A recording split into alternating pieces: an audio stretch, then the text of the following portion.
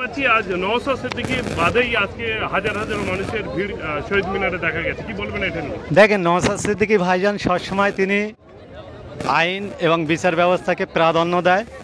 তিনি আজকের অনুপস্থিত থেকেই আজকের এই প্রোগ্রাম ঐতিহাসিক রূপ দিয়েছেন। আমরা দেখেছি কোর্টের রায় অনুসারে নওশাদ সিদ্দিকী এখানে উপস্থিত হননি, কিন্তু ফোন কলে মানুষের সঙ্গে কথা বলেছেন। এবং আগে আমরা দেখেছি 21শে জানুয়ারি বিগত বছরে হাতিশালা 6 লাইনে ব্যাপক ধুমধুমার কাণ্ড হয় এবং আক্রান্ত হয় নওশাদ সিদ্দিকী। তারপরেও এখানে নওশাদ সিদ্দিকী পারমিশন পায়নি, এটা নিয়ে কি বলবেন? দেখেন, আমরা সবসময় আইনের ঊর্ধ্বে কেউ নয় মনে করি, দেশের আইন ব্যবস্থাকে প্রাধান্য দিই।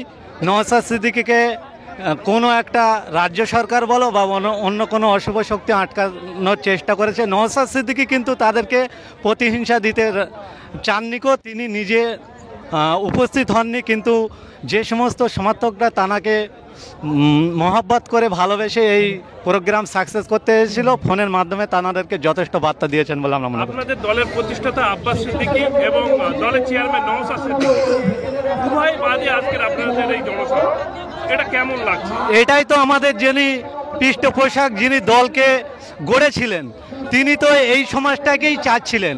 আগামীকাল একটা সোশ্যাল মিডিয়ায় ভিডিও ভাইরাল হয়েছে, দেখবেন। আমাদের প্রতিষ্ঠাতা আব্বাস সিদ্দিকী ভাইজান এসছেন, তিনি বলেছেন দলটাকে আমি প্রতিষ্ঠা করে মানুষের জন্য গিফট দিলাম।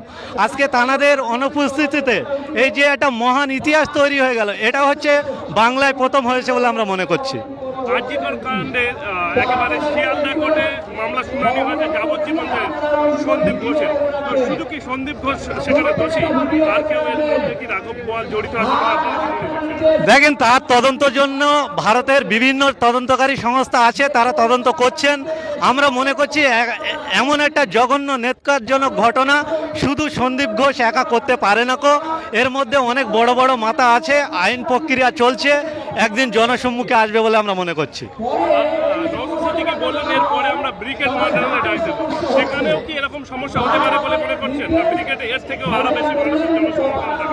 দেখেন, নওশাদ সিদ্দিকী তো একটা রাজনৈতিক দলে রূপান্তরিত করেছেন, তাহলে রাজনৈতিক দল করেছেন মানে খেলা করতে আসেননি।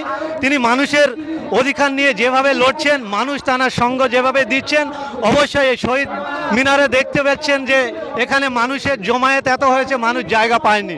তাই আমরা আগামী দিনে আমাদের দলের যে গাইডলাইন এবং আমাদের যে নেতৃত্ববর্গরা আছেন তাদের সিদ্ধান্ত মতে আমরা বড় কোনো জায়গা খুঁজবো, সেই দিনে বুঝতে পারবেন যে আমাদের জন্য ব্রিগেডটাও ছোট হয়ে যেতে পারে। ভাঙড় বিধানসভাতে 2026 সালে একদিকে নওশাদ সিদ্দিকী, অপরদিকে বিপক্ষে কিন্তু সরকার মোল্লা আসতে পারে বলে শোনা যাচ্ছে। লড়াই কতটা কষ্টকর, কতটা লড়াই দেবেন আপনারা? দেখুন, একদিকে নওশাদ সিদ্দিকী মানুষের জন্য কথা বলছেন, আর অন্যদিকে দেখবেন যে শাসক দল থেকে যিনি বিলন করছেন, ভারতবর্ষের আইন ব্যবস্থা, ভারতবর্ষের তদন্তকারী সংস্থা তানাকে নটোরিয়াস ক্রিমিনাল বলে আখ্যা দিয়েছেন। তাহলে ভাঙড়ের শুভবুদ্ধি সম্পূর্ণ মানুষ জানেন যে কোনটা ভালো দিক আর কোনটা খারাপ দিক। একদিকে নওশাদ সিদ্দিকী, আমি নওশাদ সিদ্দিকীর এগেনস্টে সওগাত মোল্লা আছেন বলে মনে করছি না, কারণ তো নওশাদ সিদ্দিকী একটা ব্র্যান্ড। নওশাদ সিদ্দিকী ভাঙড়ের মানুষের একটা ভালোবাসা, অন্তরের ভালোবাসায় পাত্র, সেইখানে আমি সওগাত মোল্লাকে এগেনস্টে দাঁড় করাচ্ছি না। নওশাদ সিদ্দিকীর ভালোবাসা এবং খামচিহ্নের প্রতীকের ভালোবাসা ভাঙড়ের মানুষের অন্তরে এমনভাবে গেঁথে গিয়েছে, সওগাত মোল্লা বাবুরা জানে যে হাঁসের বাচ্চাদের কোনোদিন সাঁতার শেখাতে হয় না, আর ভাঙড়ের মানুষের কোনোদিন লড়াই শেখাতে হয় না। ভাঙড়ের মানুষ সওগাত মোল্লার বিরুদ্ধে গণতন্ত্র প্রক্রিয়ায় আমরা লড়ে নেব বলে আপনাকে জানাচ্ছি। আমার নাম এমডি আলমগীর হোসেন, আমি ইন্ডিয়ান সেকুলার ফান্ডের একজন সাধারণ কর্মী।